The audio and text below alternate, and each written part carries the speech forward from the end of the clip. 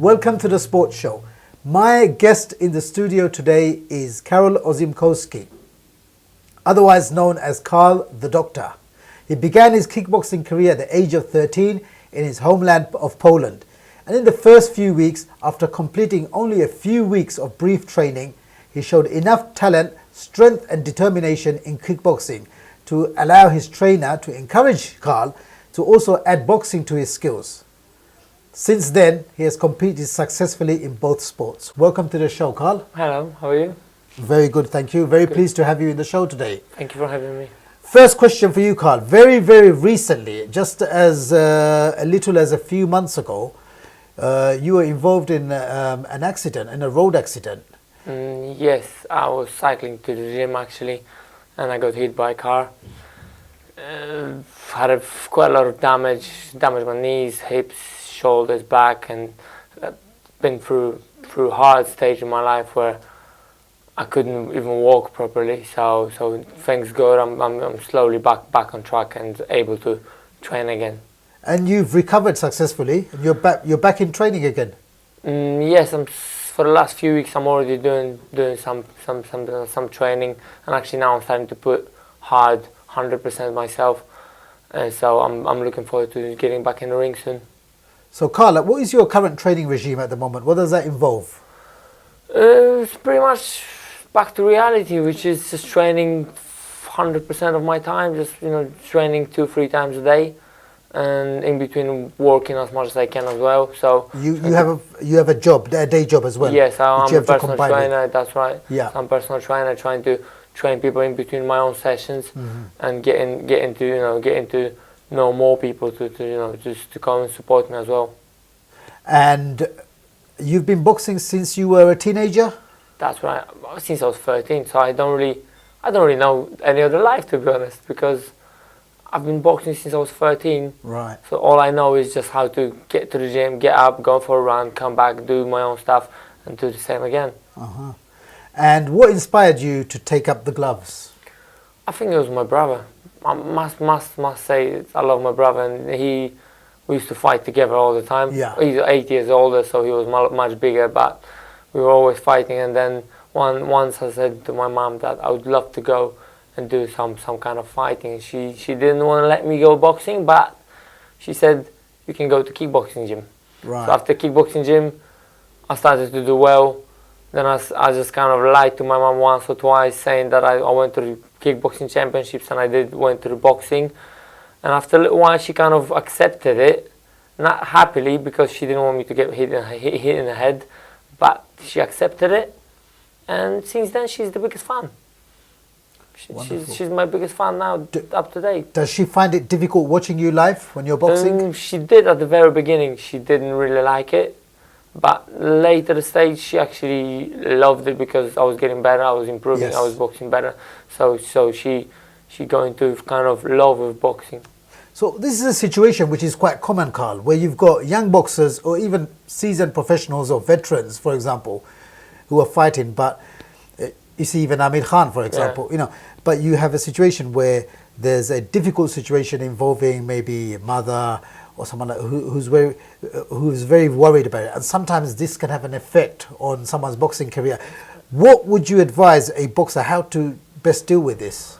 It's hard to say, really. I think it's just kind of, you've got to go through it. You've got to push it. You just got to push it and go through it.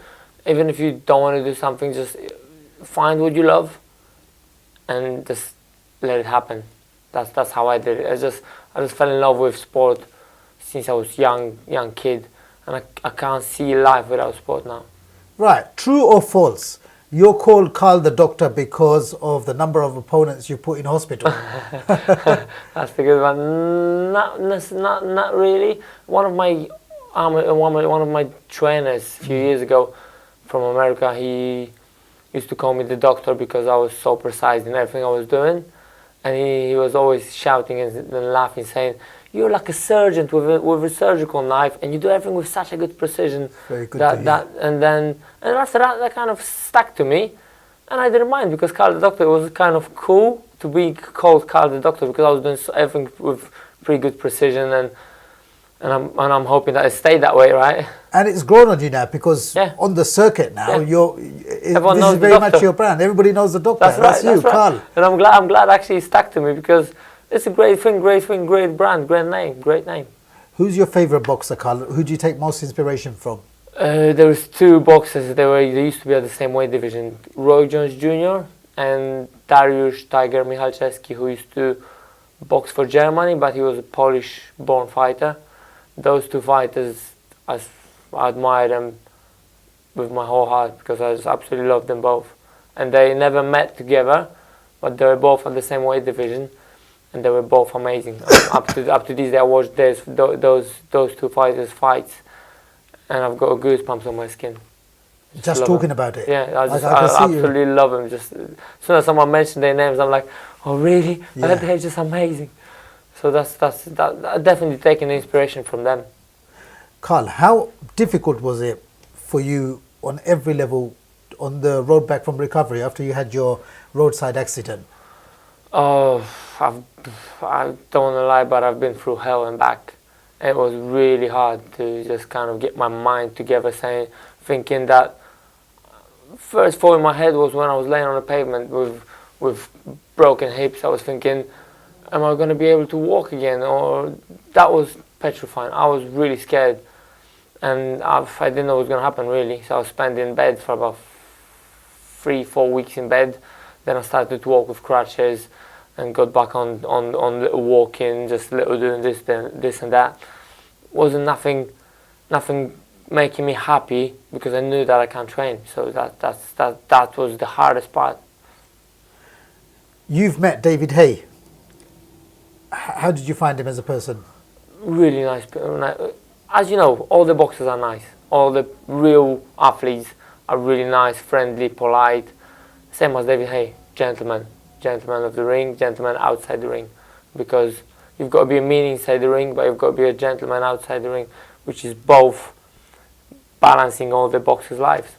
On that note, I should tell you as well, I met David Haye as well, and I found him a complete gentleman. In fact, my estimation of David Haye after I met him went absolutely through the roof. I mean, I found it difficult dealing with his PR people, who are told to go to hell eventually, but David Haye himself was a total class act, and right. I can't speak highly enough of him, just as you exactly. know. I've met him a few times, and every time I've met him, friendly, happy, polite, just in every aspect. You want to do the picture? No problem. He was doing pictures of everyone. He was doing videos of everyone, talking to anyone he could. It's just nice to be. It's nice to be nice, right? It's a sign of a great athlete and an even greater man as well. That's right, absolutely. On that note, there's a very interesting story about you training, well, Ruth Wilson. Oh yeah. Tell us about that. Yes. I've trained Ruth a few times at my gym where I train Number One Fitness. I need to stop you there, Carl. Is she as deadly outside the ring as she is inside? I would say she is a great boxer, to be honest. I was very surprised that she did better than I expected. A lot better than I expected, because, you know, when you train someone first, I mean, you think, oh, she's going to be hard work, or she might be hard work, or she's doing well, but she's not, she can't get it. She definitely got it straight away. Well, watching her performances on TV, she's as good as on TV. She's as good boxer as she's good at acting. Who is in your opinion, the current, pound for pound, the best fighter in the world at the moment? At the minute, I've got few. I would have to say a few picks. Yeah. I think Amir Khan is one of the top now, because Floyd Mayweather retired, so pretty much his place to be taken now. But there is very few boxers that can kind of compete with him. And there is Canelo Alvarez and Amir Khan that are actually going to meet together soon. And those two boxers are amazing. Loads of other fighters, heavyweights, Stephen Adonis, and loads of other good fighters as well. Carl, you are fighting in about a month's time, is that true? Yes, I'm looking forward to be back on the 5th of March at famous York Hall again. If anybody wants to buy tickets, what should they do? contact me, the best thing is contact me through my website, carlthedoctor.com. That's www.carl.com. That's right. Or contact me on my telephone number. It's 07922 843 199. So that's two ways, the best ways to get in touch with me. Or Facebook, Twitter, Instagram, Carl the Doctor. You can find me pretty much everywhere now these days. Yes. So that way you can contact me through Facebook, Instagram, Twitter, my phone number, or anyone around me as well. Carl, everybody thinks that becoming a professional boxer is just about glamour, glamour and glamour. Tell me, is it otherwise? How are you selling your tickets and how are you preparing for the fight at the same time? It's dark reality. The reality is completely different than people expect.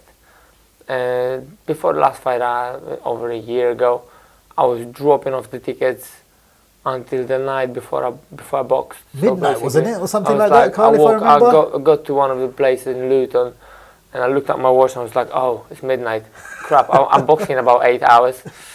Oh, I've got to go home. I better go home, get some sleep because I'm boxing tomorrow, and I still was dropping off tickets. So it's not really as glamorous as people think it is. It's the hard work inside and outside. When you've got some happy ending when you win the fight, and you're in the middle of an epicentrum of attention.